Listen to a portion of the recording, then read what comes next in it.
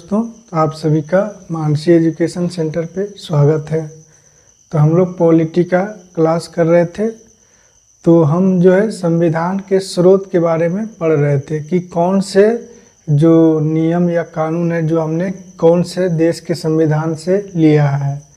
तो इसी क्रम में हम आज पढ़ेंगे आयरलैंड के संविधान, यानी कि आयरलैंड के संविधान से हमने तो पहला है राज्य का नीति निर्देशक तत्व, यानी कि राज्य का नीति निर्देशक तत्व। दूसरा क्या है, राष्ट्रपति की निर्वाचन पद्धति, यानी कि राष्ट्रपति का निर्वाचन किस प्रकार होता है, तो इसके बारे में हम लोगों ने पढ़ा था। तो ये कहाँ से लिया गया है, आयरलैंड के संविधान से। उसके बाद क्या है, राज्यसभा के लिए सदस्यों का नामाकरण। तो राज्यसभा के सदस्यों के लिए नामाकरण कौन करता है, तो आप देखेंगे कि राष्ट्रपति करता है, जो कि 12 लोग को करता है, यानी 12 व्यक्ति को जो मनोनयन है कौन करेगा, तो राष्ट्रपति करेगा राज्यसभा में, और 2 को करता है लोकसभा में। लेकिन अब वो व्यवस्था समाप्त कर दी गई है। तो हम लोग देखेंगे यहाँ पे कि जो आयरलैंड के संविधान है, इससे हम लोगों ने क्या क्या लिया है और उसका क्या महत्व है हमारे संविधान में। तो पहला जो है राज्य का नीति निर्देशक तत्व है। तो इसके बारे में देखते हैं, राज्य के नीति निर्देशक तत्व। तो राज्य के नीति निर्देशक तत्व जो है संविधान के भाग 4 में, और आर्टिकल कहाँ तक है, 36 से 51 तक है। ये आपको संविधान में कहाँ मिलेगा, भाग 4 में, भाग 4 में, और अनुच्छेद 36 से 51 तक आपको देखने को मिलेगा। तो चलिए इसके बारे में देखते हैं, आखिर राज्य का नीति निर्देशक तत्व क्यों संविधान में जोड़ा गया। तो राज्य का नीति निर्देशक जो है, आज़ाद हम लोग जब हुए 1947 में, तो देखा गया कि बहुत सारे छोटे जो स्तर के लोग थे, जैसे जो गांव में हैं, मतलब छोटे छोटे कस्बे में हैं, तो उस समय देखा गया था कि इनको सुविधाएं नहीं मिल पा रही थी। ठीक है, अंग्रेज जिस समय थे उस समय भी मतलब सबसे ज़्यादा जो कमज़ोर वर्ग थे।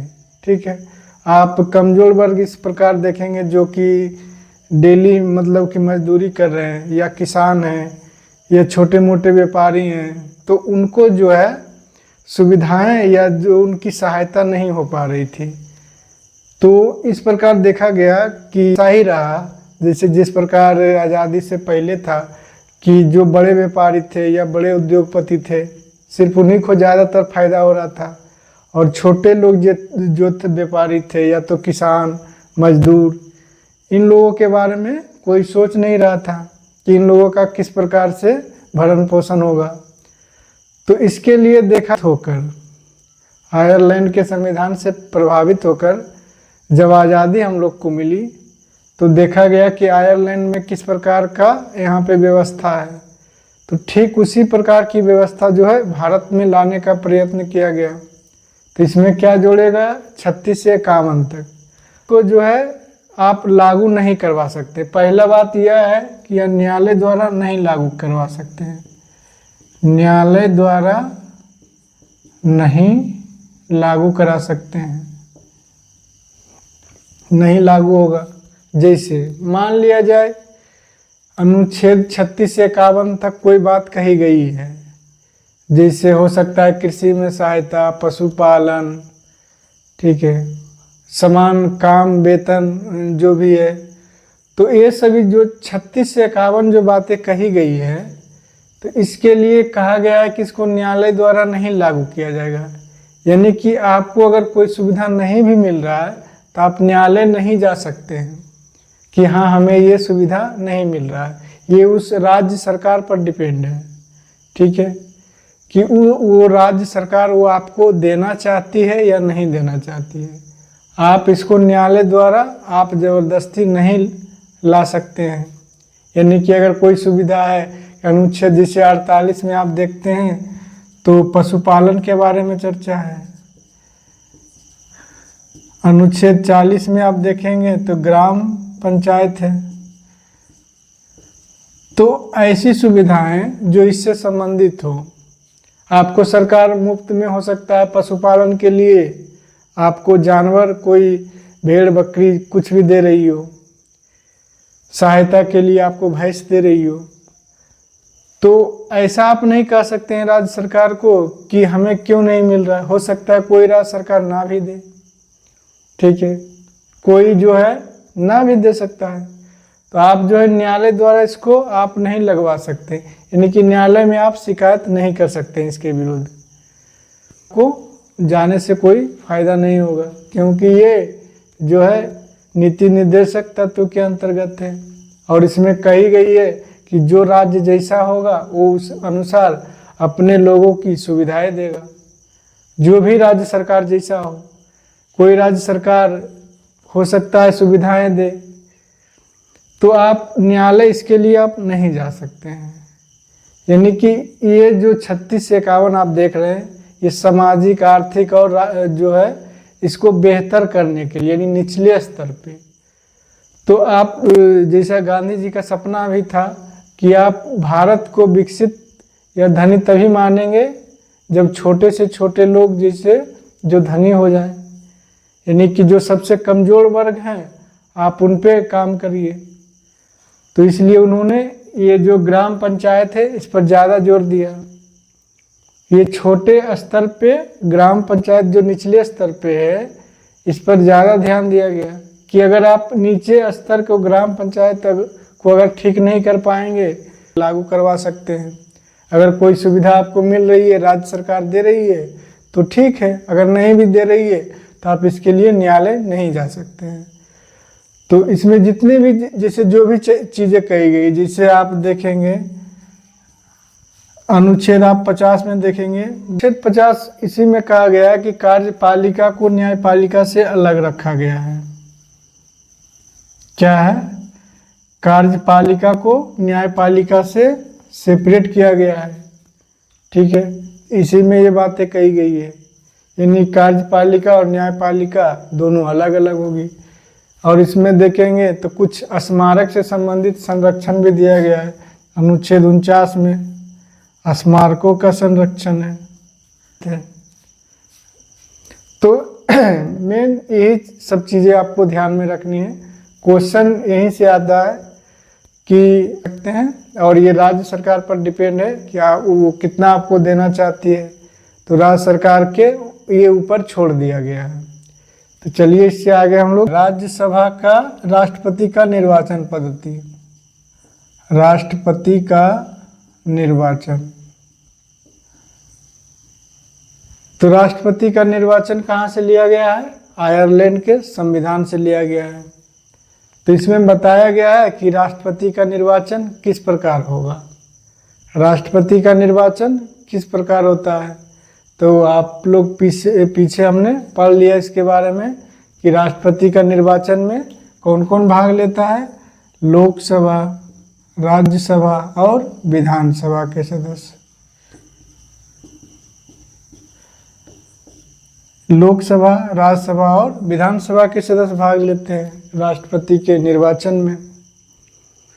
तो इसमें क्या होता है कि एकल संक्रमणीय मत पद्धति का प्रयोग किया जाता है, ठीक है। तो एकल संक्रमणीय का मतलब हम लोग समझ गए थे कि इसमें ऑर्डर दिया रहता है। जैसे मान लिया जाए अगर 3 कैंडिडेट खड़ा हों तो आपको तीनों को वोट डालना पड़ेगा। अनुपातिक प्रतिनिधित्व प्रणाली, यानी कि एकल संक्रमणीय मत पद्धति। तो इस विधि से इसको जो है निर्वाचन किया जाता है। इनका जो चुनाव है इसी प्रकार होता है। इसके चुनाव में लोकसभा, राज्यसभा और विधानसभा, यानी टोटल जो 28 विधानसभा क्षेत्र है वहाँ से इसके सदस्य वोट डालते हैं इसमें। तो इसमें ऑर्डर तरीके से वोट डाला जाता है। अगर कोई व्यक्ति इसको भी डालेगा, तीनों को डालेगा, जितने राष्ट्रपति के लिए निर्वाचन यानी खड़े होंगे सदस्य, सभी को इसमें वोट डालेगा। 1 नंबर, 2 नंबर, 3 नंबर। आपको प्रेफरेंस देना है कि आप 1 नंबर पर किनको पसंद कर रहे हैं, ठीक है। आप 1 नंबर पे किनको पसंद कर रहे हैं। मान लिया जाए कोई व्यक्ति ये है, कोई 2 है, कोई 3 है, तो हो सकता है आपको पहला व्यक्ति पहले पसंद हो, ये पहला नंबर पे हो, ठीक है। फिर ये दूसरा नंबर पे, ये तीसरा नंबर पे हो। तो इस प्रकार आपको यहाँ पे वोट डाला जाता है। तो इसका जो निर्वाचन पद्धति है कहाँ से लिया गया है? आयरलैंड के संविधान से लिया गया है। तो इतना हम लोग है। राज्यसभा के सदस्य के लिए नामांकन, राज्यसभा सदस्य का मनोनयन।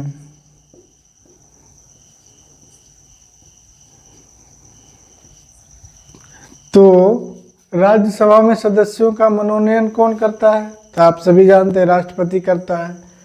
तो राज्यसभा में कितने सदस्य? 12 सदस्य को राष्ट्रपति मनोनयन करते हैं। 12 सदस्य जो हैं राष्ट्रपति इसमें मनोनयन करते हैं। तो ये किस लिए मनोनयन करते हैं? कला, क्षेत्र, विज्ञान, सामाजिक ऐसे व्यक्ति होते हैं। खेल में सामाजिक भावना हो, साहित्य हो, कुछ उपलब्धि मतलब समाज को ऐसा दिए हों, ठीक है, तो उनको यहाँ पे नामित किया जाता है। आप देखते हैं इनमें क्रिकेटर भी राज्यसभा के लिए नामित हुए हैं, जैसे सचिन तेंदुलकर। तो इसमें कोई भी खिलाड़ी हो सकता है, या तो साहित्यिक रचना करने वाला कोई वैज्ञानिक हो सकता है, कोई भी राष्ट्रपति को जो अपना लगे कि इनको नामित करना चाहिए तो वो यहाँ पे नामित कर सकते हैं। तो हम लोग अब देखते हैं कि ऑस्ट्रेलिया के संविधान से हमने क्या क्या लिया है। तो ऑस्ट्रेलिया के संविधान से हमने पहला जो लिया है वो क्या है? समवर्ती सूची। समवर्ती सूची। तो समवर्ती सूची क्या होता है इसके बारे में हम लोग देखते हैं।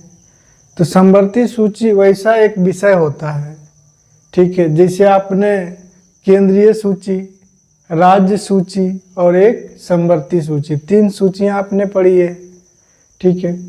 तो केंद्रीय सूची में किसके पास अधिकार है कानून बनाने का? केंद्र को। और राज्य सूची में राज्य को। लेकिन दोनों का जो सम्मिलित रूप है इसको समवर्ती सूची कहा जाता है। जैसे इस पे जो है 52 विषय हैं। टोटल कितने हैं? 52 विषय हैं। जैसे आप देखेंगे इसमें शिक्षा जो है समवर्ती सूची में आता है, ठीक है। तो इसमें और भी 52 प्रकार के विषय आते हैं इसमें। तो समवर्ती सूची जो है कहाँ से लिया गया है? ऑस्ट्रेलिया के संविधान से। इसमें टोटल 52 विषय हैं और इस पर जो है कानून कौन बनाएगा? केंद्र प्लस राज्य दोनों मिलकर इस पर कानून बनाएंगे, ठीक है।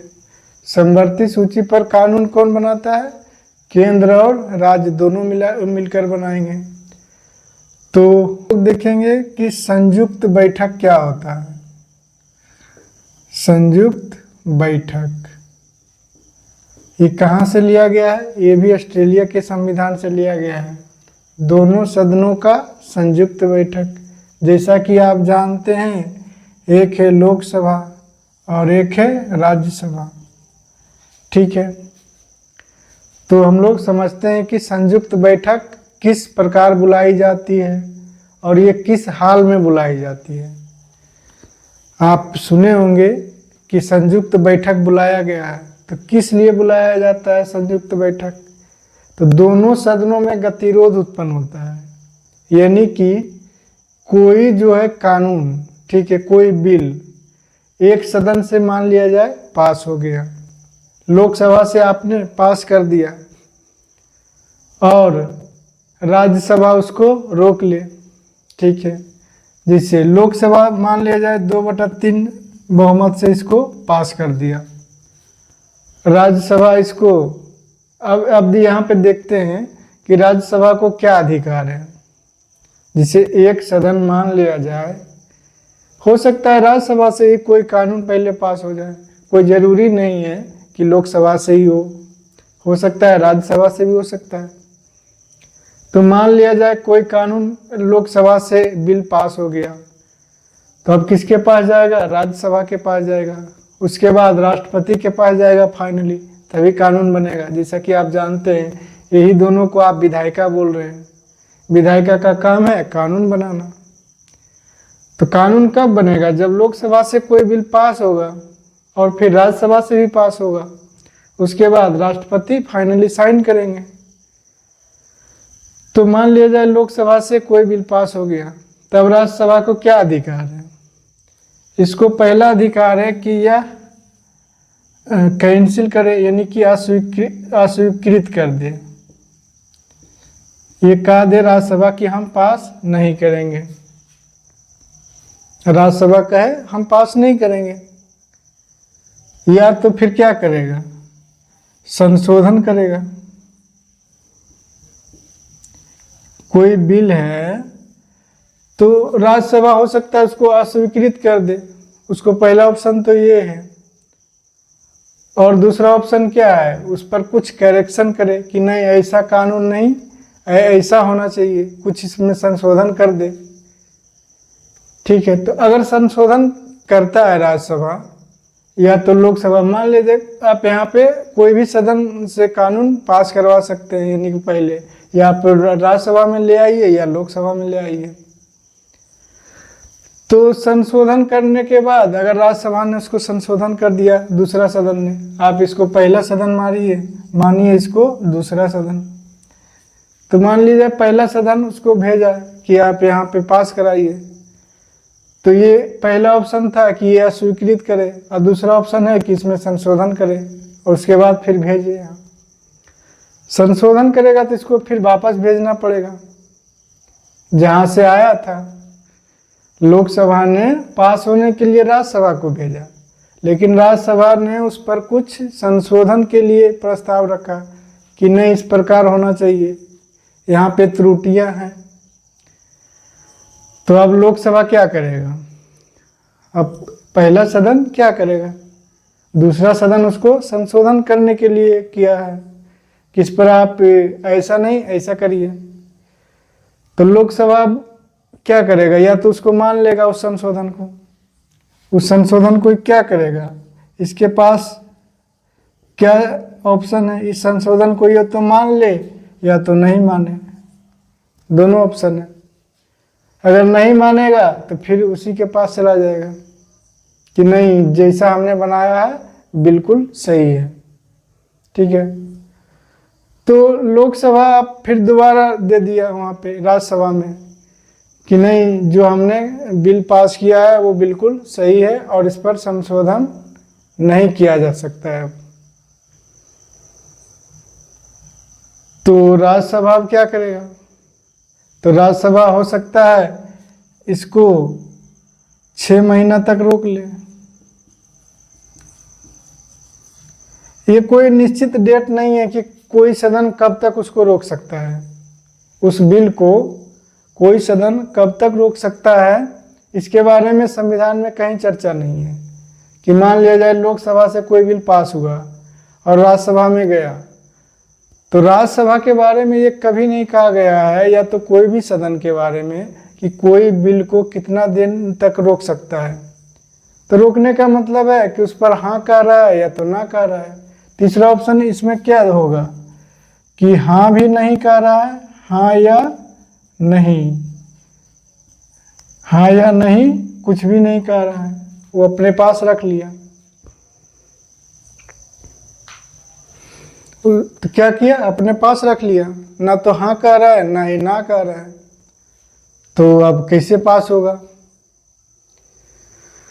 तो इस पर अगर 6 महीना हो गया कोई बिल पर, ठीक है, कोई बिल पर अगर 6 महीने तक मतलब हाँ या ना का जवाब अगर नहीं मिल रहा है,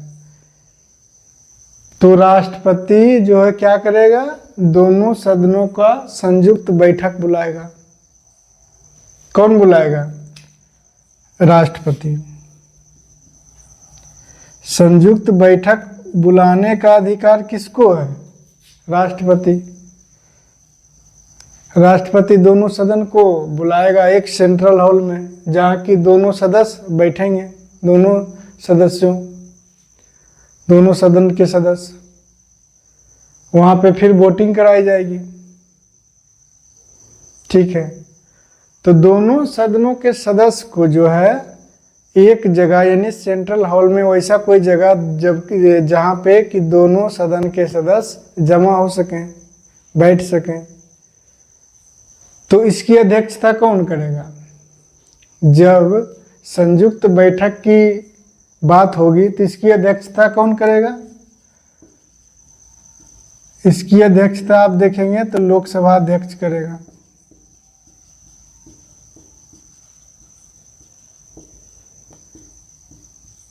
कौन करेगा? लोकसभा अध्यक्ष। यानी संयुक्त बैठक जब भी होगा तो ज़्यादा प्रीफरेंस किसको मिलेगा? लोकसभा को मिलेगा।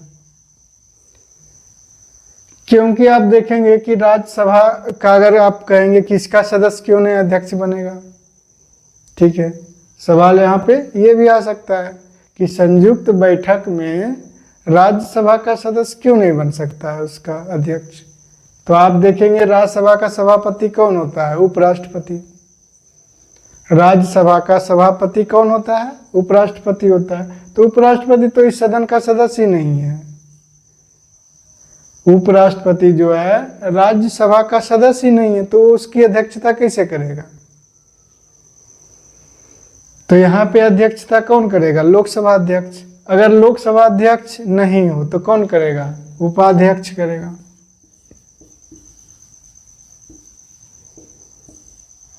उपाध्यक्ष करेगा।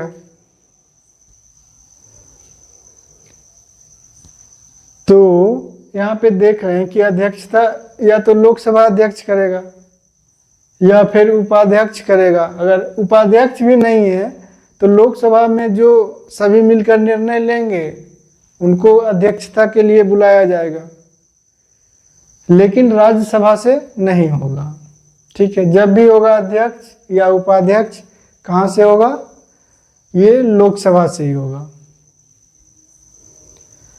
तो राष्ट्रपति ने बुलाया दोनों सदनों को संयुक्त बैठक के लिए सेंट्रल हॉल में और अध्यक्षता कर रहा है लोकसभा अध्यक्ष। अब उसी बिल को दोबारा वहां पे लाया जाएगा।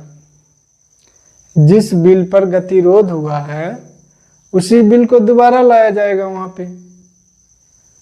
तो जब दोबारा लाया जाएगा तो वहां पे जो जितने सदस्य उपस्थित हैं अगर बहुमत से पास कर दिए, और यहाँ पे जान लीजिए कि अगर दोनों सदन के जो सदस्य हैं 1/10 सदस्य उपस्थित होना चाहिए, तभी संयुक्त बैठक हो पाएगी। दोनों सदनों के 1/10 सदस्य, यानी कि जितना सदस्य है उसका 1/10 उपस्थित वहाँ उस सदन में होना चाहिए, और राज्यसभा से भी जितना सदस्य है उसका 1/10 होना चाहिए, तभी संयुक्त बैठक की सुनवाई आगे बढ़ेगी। तो ये हो रहा है किस विधेयक? साधारण विधेयक पर। कोई बिल आया साधारण विधेयक पर, उसके बारे में ये हो रहे हैं। और कुछ ऐसे भी विधेयक हैं जो कि दोनों को बराबर अधिकार दिया गया है। ठीक है, यहाँ पे तो ठीक है, इनका बहुमत है, लोकसभा में साधारण विधेयक से ये पास करा लेंगे, लेकिन कुछ ऐसे विषय हैं जिन पर संयुक्त बैठक नहीं बुलाया जाता है। कौन? धन विधेयक।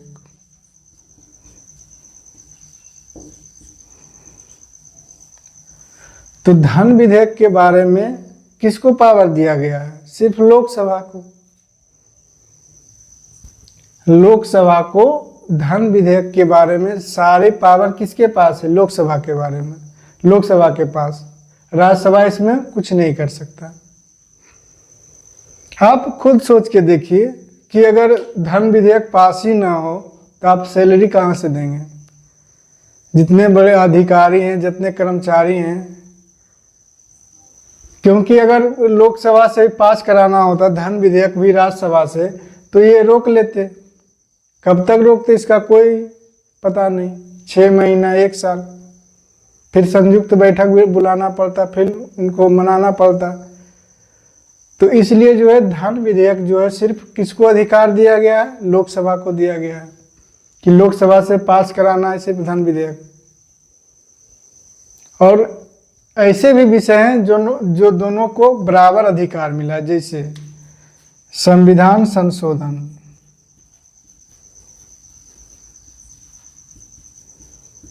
संविधान में संशोधन।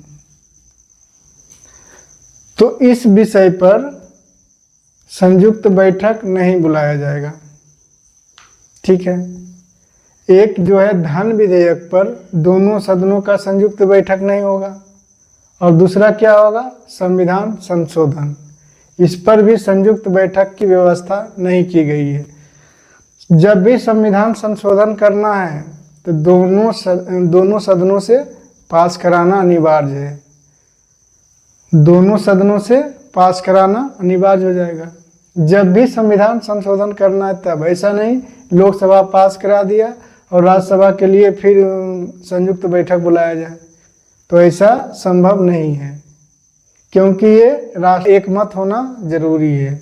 संविधान में कुछ भी संशोधन करना हो तो राज्यसभा में या लोकसभा में दोनों से आपको पास कराना होता है। इसलिए आप देखते होंगे, जैसे आपने पिछले इलेक्शन में आपने देखा है, जो ज़्यादा सीटें, मान लिया जाए 400 सीटें, अगर कोई, जिसे यहाँ पे बीजेपी सरकार कह रही थी कि हम 400 सीटें लाएंगे, 400 प्लस सीटें लाएंगे, तो क्यों कर रही थी?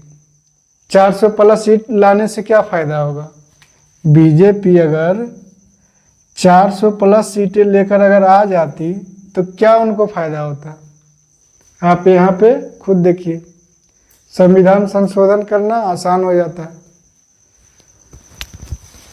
तो चलिए हम लोग आज यहीं तक रहने देते हैं।